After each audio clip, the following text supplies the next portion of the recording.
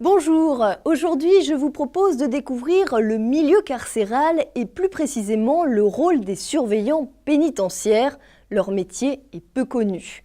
Exceptionnellement, nous avons eu le droit de pénétrer dans le centre de Mochoconin et de suivre 2 surveillants pendant leurs heures de travail. Sur place, les détenus n'ont accès ni au nom ni au prénom de ces salariés. Ils les appellent surveillants ou surveillantes. Pour des questions de sécurité, le prénom d'un des agents a été modifié. Marie et Michael travaillent à la prison de Mochoconin. Aujourd'hui, ils font équipe. Marie est la plus expérimentée des deux. Après des études de commerce, un boulot d'agent de sécurité, elle a vu une pub sur ce métier et s'est lancée. Elle est maintenant surveillante depuis 3 ans. Au début, on est stressé, on se demande est-ce que je ne vais pas démissionner, je ne peux pas tenir, etc. Et finalement, on arrive à se positionner, on arrive à se faire respecter et on apprend à aimer son travail. Parce que ça reste quand même un beau métier. Michael sort du statut de stagiaire. Il a rejoint le monde carcéral depuis un peu plus d'1 an. C'est un hasard total, on va dire. J'ai fait des études qui n'ont rien à voir. J'ai fait une classe préparatoire aux grandes écoles. J'ai fait une licence en mathématiques. Et un jour, j'ai tout arrêté, j'ai passé tous les concours que je pouvais.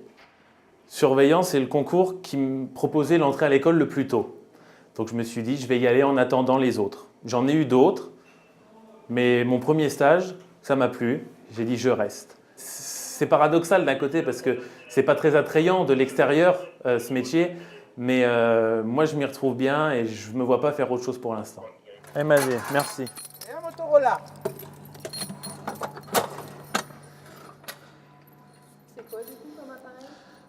Donc, Motorola, c'est la marque, c'est un émetteur-récepteur.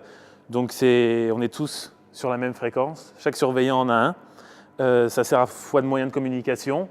Et le bouton rouge ici, donc c'est notre API. Donc, API alarme portative individuelle. En cas d'agression, en cas de gros soucis, on appuie sur le bouton rouge et ça déclenche l'alarme, ça fait venir les collègues en renfort. Marie et Michael débutent leur service dans la maison d'arrêt, la partie réservée aux peines courtes. Ils sont 2 pour gérer toute la cursive, soit une centaine de détenus. Nos missions à la base, c'est sécurité, réinsertion. Voilà, ça c'est sur le papier. En vrai, c'est de la gestion de l'humain. Tu vas au scolaire? C'est maintenant. Il y a des détenus, des fois on a des cas psychologiques à gérer. Scolaire. Certains, il va falloir leur parler Placard, comme à des enfants de 5 ans. chaussures, Donc on va leur servir entre guillemets de parents, de psychologues, d'assistantes sociales. On n'est pas simplement surveillant, on n'est pas porte-clés comme beaucoup de gens peuvent penser. Marie et Michael passent leur journée à gérer les emplois du temps et les besoins des détenus. Écoute, envoi du courrier, déplacement en sport, à la promenade, au parloir et même au travail. Ici, les détenus ils font donc la bibliothèque, l'entretien des ailes. C'est un détenu qui balaye tous les jours. La buanderie au niveau du linge, la distribution des cantines. Tout ça, c'est fait par les détenus, qui sont bien sûr payés. Ce détenu a fini sa journée de travail. Il réintègre sa cellule. Marie et Michael peuvent ensuite procéder à des fouilles. Ils sont 3 dans la cellule. Donc pour faire la fouille d'une cellule comme ça, on a environ 15 minutes, alors qu'il nous en faudrait 40 vu le nombre d'affaires. Donc on fait au mieux, mais c'est compliqué. C'est compliqué. Tous les jours, chaque cellule est vérifiée. Marie et Michael recherchent tout ce qui est interdit, téléphone, clé USB ou armes artisanales. On doit regarder partout, donc on doit regarder dans les placards, les affaires une par une, regarder dans les paquets de céréales, regarder dans les shampoings, regarder sous les chaises, regarder dans les matelas, sous les lits, dans les toilettes, la cellule de fond en comble. Le sondage des barreaux. Bouge pas. Reste là. Donc c'est sur un autre bâtiment.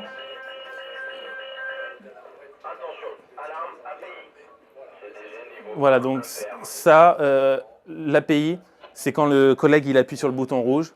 Donc nous, dans l'établissement, la norme pour appuyer sur le bouton rouge, c'est quand un détenu nous pousse, nous touche, est agressif envers nous. Voilà, donc là, on sait qu'il y a un collègue qu'il y a eu un incident. Donc ça peut être rien, ça peut être juste le détenu, il le repousse, mais ça c'est pas rien pour nous. Ça, les détenus n'ont pas le droit de nous toucher. Ça peut être beaucoup plus grave. Donc là, c'est silence radio et là, tout le monde y va. Nous, on est beaucoup trop loin pour intervenir, mais tous les autres collègues qui sont dispo, ils sont en train d'y aller. En 1 minute, le problème est résolu. Les agressions, il y en a souvent. Bonjour, ça va? Ouais, c'est pourquoi le drapeau? Pour travailler avec les détenus, il faut créer un lien de respect et de confiance. Les femmes en détention, donc surveillantes en détention hommes, ça passe beaucoup mieux parce que on n'a pas le rapport de force et on est une femme et beaucoup ne veulent pas toucher de femmes. Tous les jours, Marie et Mickaël enchaînent les allers-retours entre les cellules et les différents bâtiments de la prison. Avec 850 détenus au lieu de 600, il y a de quoi faire. À la fin de la journée, ils ont marché une dizaine de kilomètres. Malgré les heures sup et les autres inconvénients, pour eux, le métier en vaut la peine. C'est diversifié, on n'est pas maton comme... Enfin, terme péjoratif, je n'aime pas ce terme-là, mais tout le monde le dit, mais on n'est pas maton. On est surveillant pénitentiaire, on gère des personnes détenues, tous ne sont pas des voyous. Il y en a qui sont tout à fait corrects, il y en a qui sont intelligents, on peut discuter. Tous les jours c'est différent et ça amène l'expérience de la vie, je trouve. C'est compliqué, c'est dur physiquement, c'est dur psychologiquement. Mais voilà, je ne suis pas derrière un bureau à taper sur un clavier toute la journée. Pour moi, c'est un beau métier qui n'est pas assez reconnu encore. Et j'espère que par des reportages comme ça, on aura une image un peu différente du surveillant qui tabasse le détenu. Voilà, ça n'existe plus. Comme Marie et Mickaël, vous souhaitez devenir surveillant pénitentiaire, voici quelques infos. Il existe une seule voie possible pour exercer. Il faut passer le concours de l'École nationale d'administration pénitentiaire, l'ENAP. Pour s'inscrire aux épreuves, il faut avoir le brevet et entre 19 et 42 ans. La formation dure 8 mois. Les surveillants sont sous la tutelle du ministère de la Justice, ils sont fonctionnaires de l'État. Pendant sa formation, l'étudiant est payé 1 200 € net par mois. Ensuite, selon son échelon, entre 1 540 et 2 170 € net par mois. Les surveillants travaillent en principe sur la base de 35 heures par semaine, la journée, la nuit et les week-ends. Mais avec le manque de personnel, surtout dans les prisons de la région parisienne, les surveillants font énormément d'heures supplémentaires. En 2017, la profession recrute 2500 surveillants.